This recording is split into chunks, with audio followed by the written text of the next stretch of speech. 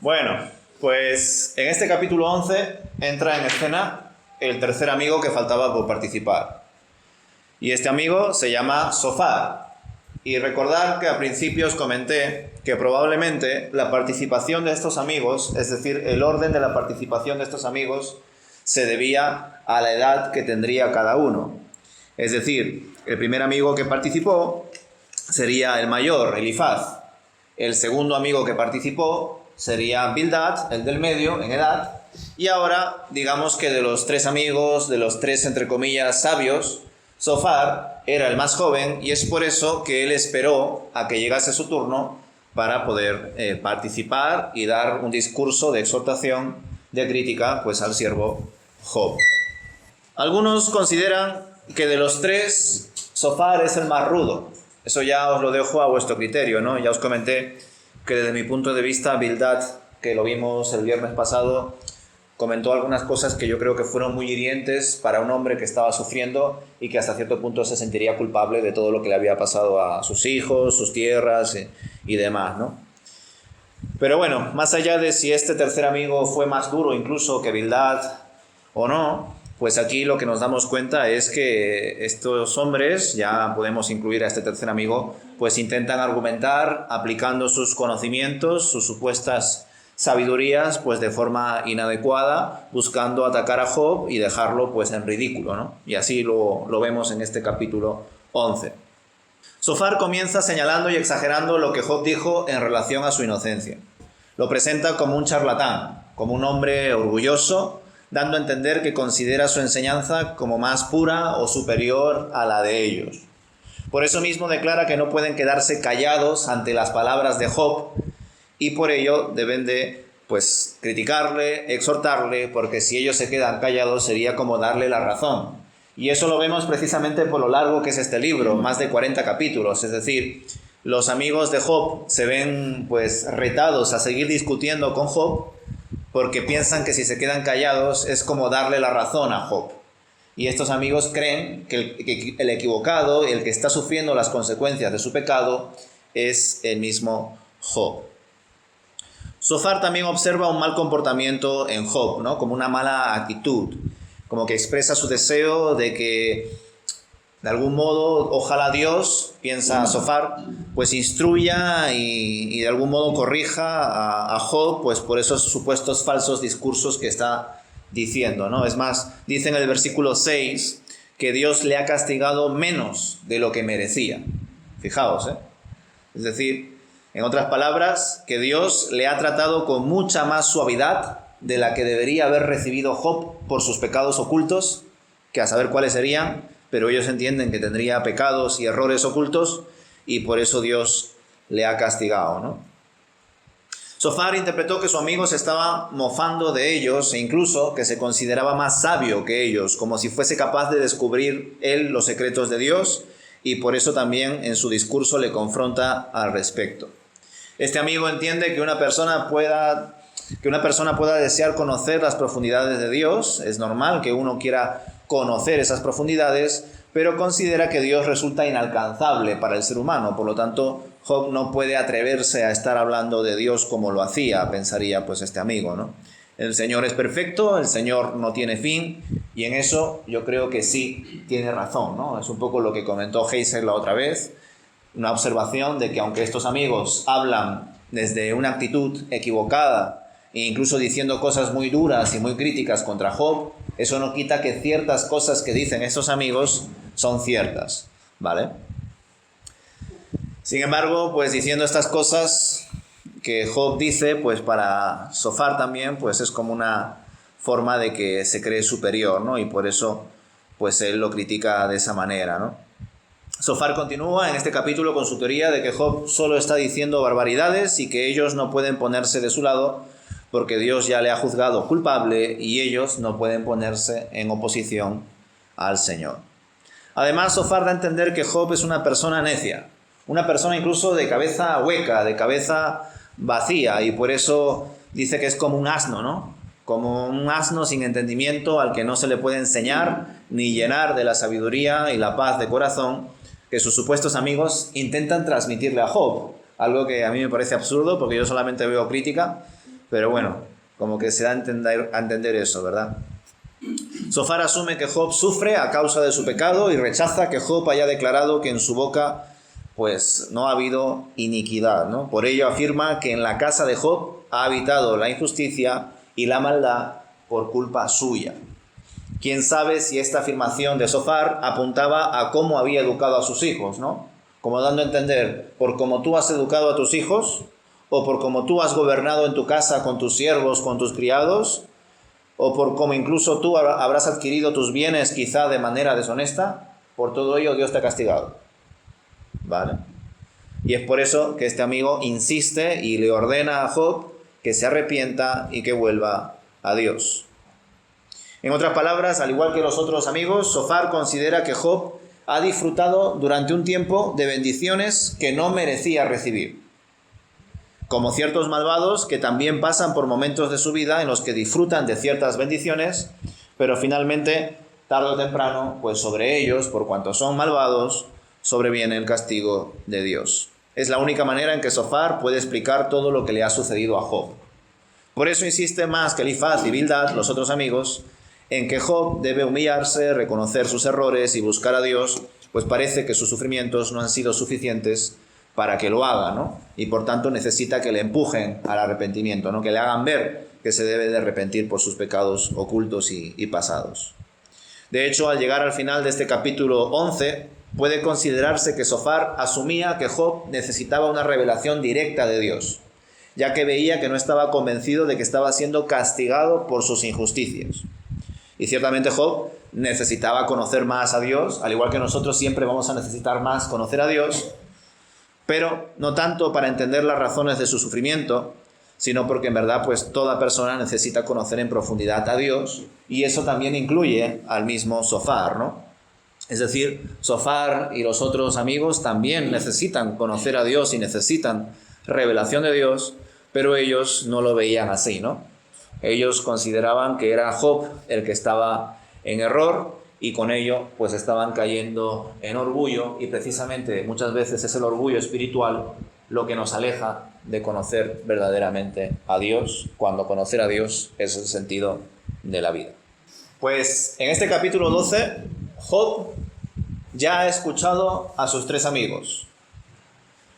Ya habló Elifaz, le contestó. Ya habló Bildad, le contestó. Y ya habló Sofar, y ahora le va a contestar. Pero en verdad, como podréis notar al leer este capítulo 12, se dirige a los tres, no solamente a Sofar. Habla en plural.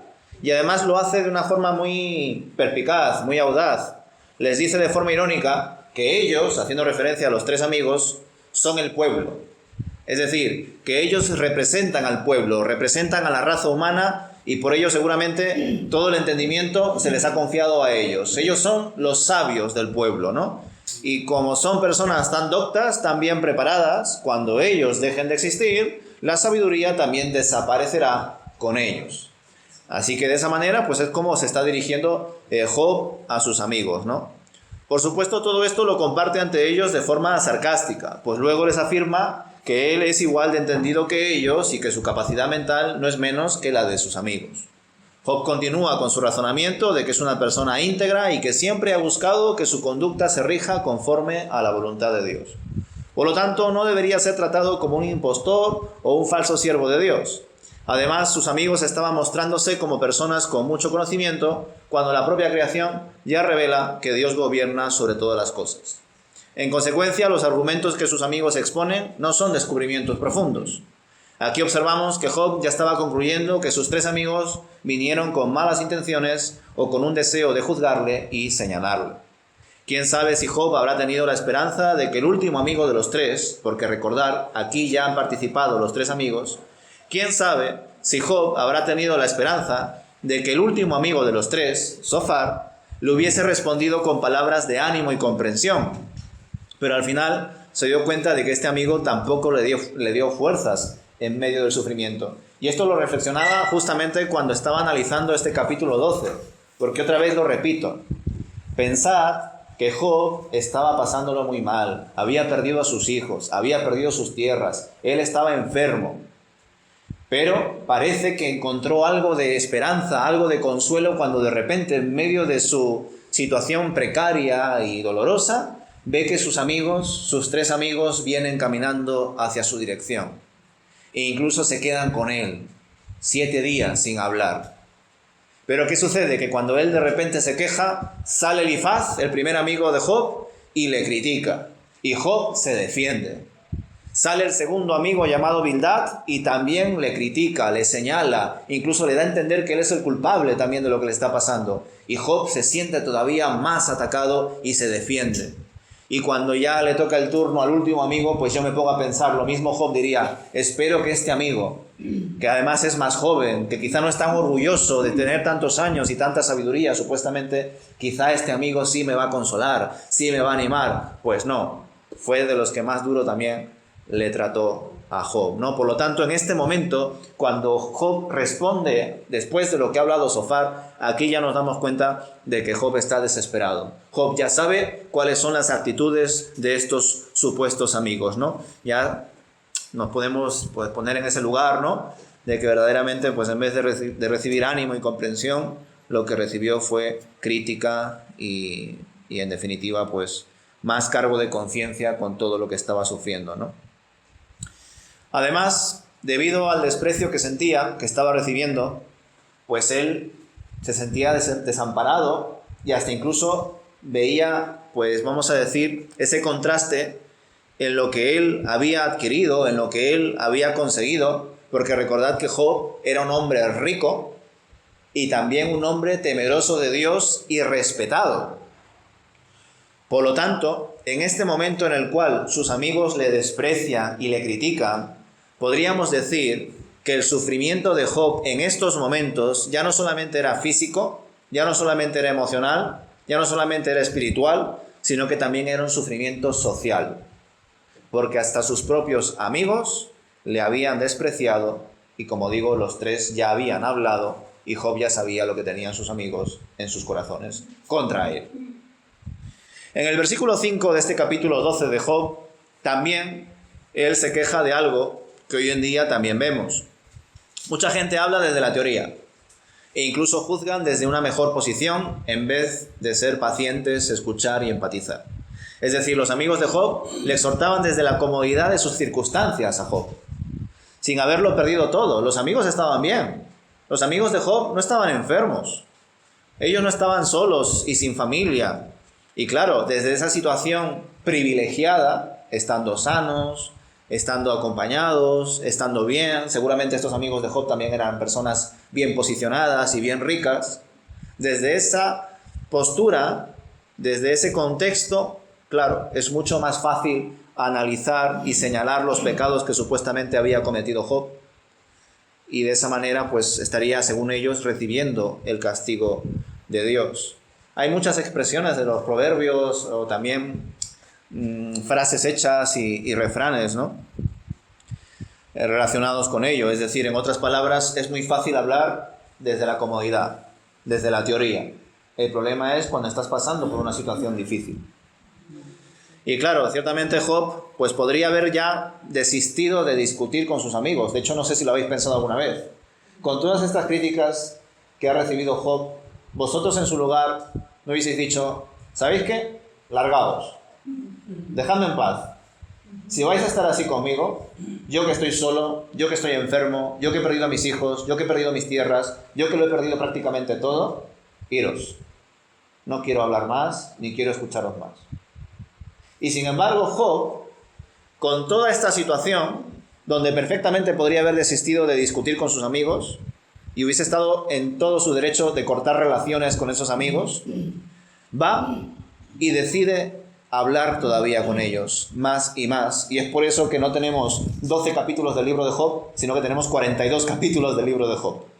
Porque Job, aún pasándolo mal, no se rinde.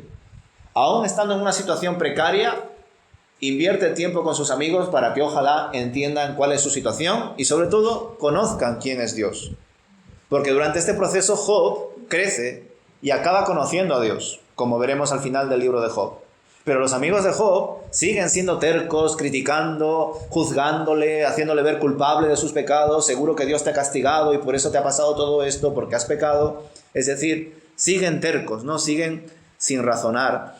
Pero aún así, Job continúa y aún en medio de todo lo que está pasando, es paciente con sus amigos. Es increíble el testimonio de Job. Continuando con su discurso, Job se inclina de nuevo por apelar a la sabiduría que sale y se ve y emana de la propia creación. Él considera que en la propia naturaleza hay un gran conocimiento de Dios, como leemos en Romanos capítulo 1, ¿no?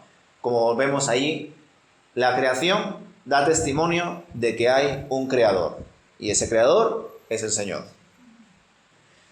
Es más, en el versículo 10, Job declara que Dios sostiene la vida, reconociendo que toda la vida y cada vida depende completamente de Dios. Dios es soberano sobre la vida y ningún suceso escapa, por tanto, a la voluntad soberana de Dios.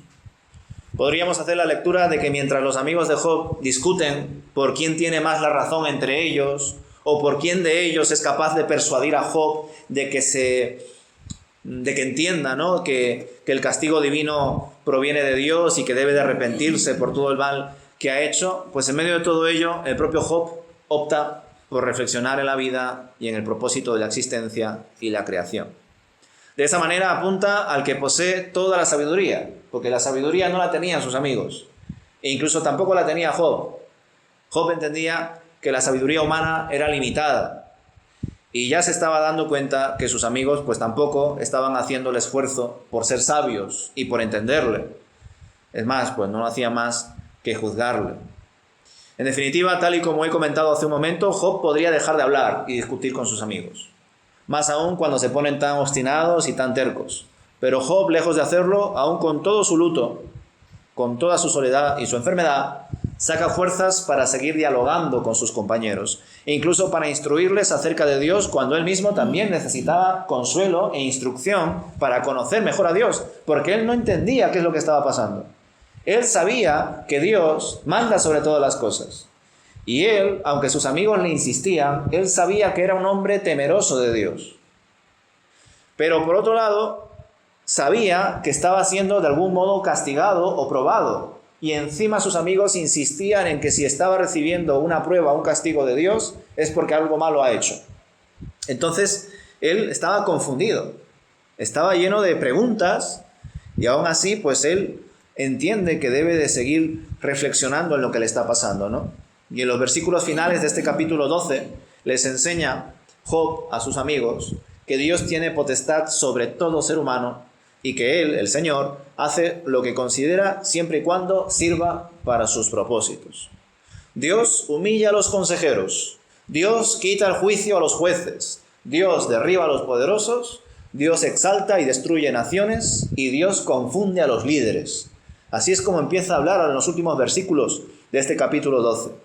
Por tanto, las personas pueden pensar que controlan sus vidas e incluso que entienden las cosas que les rodean, pero la realidad es que solo Dios es quien dirige el curso de la historia y lo que le sucede a cada uno.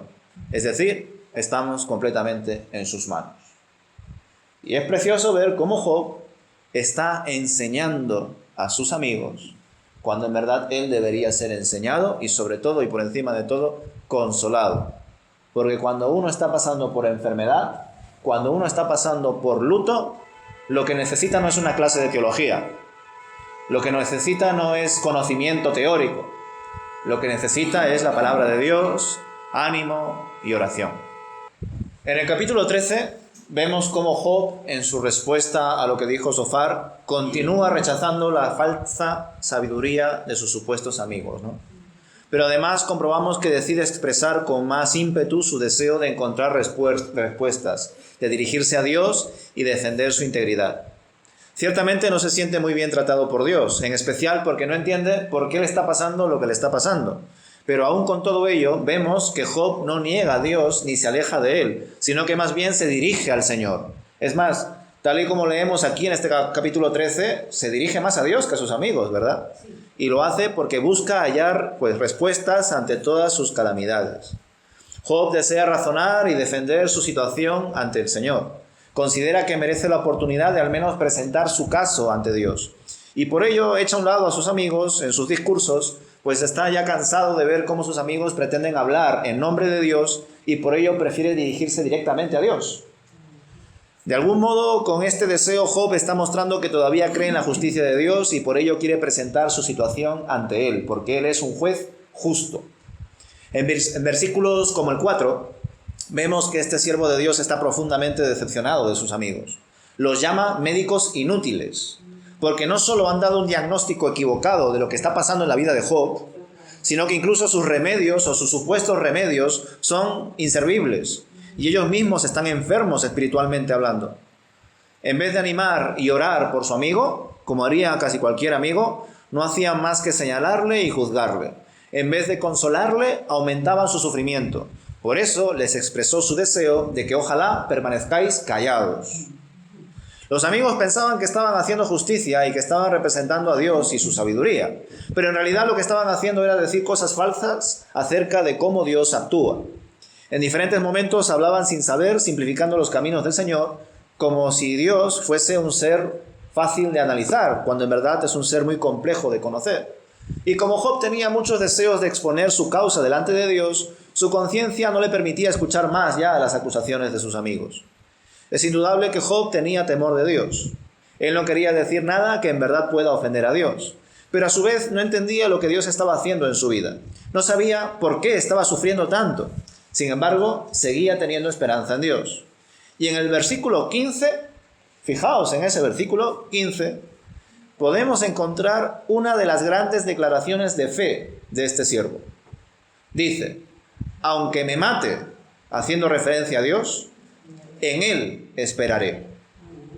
Con esta frase aprendemos que nuestra fe no debe estar puesta en lo que nos suceda, sino en quién es Dios. Y Job confiaba que Dios es justo y que no le culpará por los pecados que sus amigos le atribuyen. Job estaba siendo increpado por un tribunal injusto formado por 3 amigos que no hacían más que acusarle y que encima no le entendían. Y es por ello que clama a Dios para que le ayude. 2 cosas concretas le pide al Señor en el versículo 21.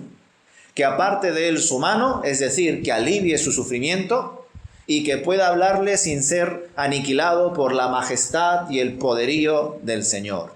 En otras palabras, Job es consciente de la gran distancia que hay entre la criatura y el Creador, pero se ve en la necesidad de hablar con su Señor, porque no tiene amigos y no conoce otro mediador. ¿Recordáis que el viernes pasado os dije que Job decía, es que necesito un mediador? Y gracias a Dios nosotros ya sabemos quién es ese mediador entre Dios y los hombres, Jesucristo hombre, nuestro abogado, ¿verdad? El que nos defiende. Pero bueno, por el momento Job pues no encuentra respuesta por parte de Dios, sino más bien silencio. Y ese silencio, lógicamente, le genera aflicción. Claramente Dios no le ha abandonado. De hecho, al final del libro veremos que el Señor espera a que Job siga avanzando en sus discursos, en sus reflexiones, en sus razonamientos de Dios, para luego al final del libro responderle, ¿no? Pero en este momento Job todavía siente el silencio de Dios. Y por ello se siente débil, se siente desamparado. Se llega a cuestionar si en verdad tiene quizá ya pecados ocultos, como tanto insisten sus amigos, y que incluso quizá fueron pecados ocultos de su juventud, y que por ello, como no los ha identificado y confesado, quizá estaría sufriendo por ello, ¿no? Como si ya estuviese empezando a creer el discurso que tantas veces le estaban repitiendo sus amigos, ¿no? Por ello concluye confesando cómo es la fragilidad humana y lo efímera que es la vida. Pues en este capítulo 14, Job ya concluye con su respuesta a todos los discursos que han dado cada uno de sus amigos, y lo hace ya no dirigiéndose tanto a ellos como tal, sino reflexionando en la fragilidad de la vida, ¿no? En la brevedad de la vida. En estos versículos Job confiesa sus desesperanzas, cómo la vida pues es efímera y está llena de dificultades, y ni qué decir en su caso personal. Para añadir sentido a su reflexión, emplea 2 metáforas: la flor y la sombra para demostrar lo efímera y miserable que puede ser a veces la vida. Confirma también cómo es la corrupción humana y deja entrever la necesidad de algo más, ¿verdad? Como que hace falta la gracia divina. Una vez más se remarca la soberanía de Dios y cómo el Señor fija los límites y los tiempos de cada uno de nosotros. Nada ocurre fuera del control de Dios, y aunque eso no consuela particularmente el dolor de Job, porque él está sufriendo, al menos le hace pensar que todo lo que le ha ocurrido a Job no es fruto del azar, no es una mera coincidencia, no es un cúmulo de circunstancias que se han juntado, sino que el Señor, de alguna manera u otra, está detrás, gestionándolo todo a su manera, y Él sabrá por qué hace lo que hace, por qué permite lo que permite. Por supuesto, sus quejas de Job no desaparecen, pues entiende que incluso elementos de la naturaleza tienen, pues, de alguna manera, pues una segunda oportunidad, ¿no? Por ejemplo, el árbol que es cortado puede volver a brotar. Pero sin embargo, el ser humano que muere, pues no vuelve a nacer. Aunque bueno, esa es la reflexión de una mente que no conoce a Cristo, que no conoce la doctrina de la resurrección, ¿no? De hecho, será precisamente el versículo 14 de este capítulo 14 un texto clave en ese sentido. Pues en ese versículo se plantea si existe una nueva oportunidad de vida o no. Justo antes había confesado lo que os decía, ¿no? Que un árbol puede tener una segunda oportunidad cuando es cortado, pero un hombre, si muere, su situación es irreversible según su experiencia. La muerte parece definitiva. Claramente Job no podría conocer la doctrina de la resurrección en estos momentos, pero precisamente por pasar por todo lo que ha pasado es que comienza en su reflexión a ir más allá de la gente de su tiempo. Como que empieza Job a vislumbrar una esperanza de una restauración futura. Se plantea si un hombre que ha muerto podría volver a revivir. En nuestro caso, a resucitar. ¿Sería posible eso? Y aquí, en este capítulo, en estos versículos, se empieza a dar destellos acerca de esa nueva vida que tenemos nosotros, que ya sabemos en Cristo Jesús, ¿no? Es decir, Job como que empieza a reflexionar, ¿habrá una nueva oportunidad? ¿Tendré esperanza más allá de la muerte? Esos son los planteamientos que se hace Job, quizá como una ilusión en medio de tanto sufrimiento, ¿no? Y no solo eso, sino que empieza a indagar y a imaginarse que la redención de Dios es posible, que aquel que le ha creado no le podría abandonar, entre comillas, a su suerte, sino que algo tiene que hacer con su vida, algo todavía queda por delante por descubrir, ¿no? Sin embargo, por ahora, pues al final de este capítulo 14, Job vuelve de nuevo a ese presente incierto en el que vive, a ese dolor constante que sufre, y la muerte se queda por ahora como la última parada de su vida. Pero claro, esto Job lo contempla así, de un punto de vista pesimista, porque todavía no conocía el Evangelio, todavía no conocía a Cristo. Pero nosotros, que sí lo conocemos, sabemos que en Él hay vida y vida en abundancia.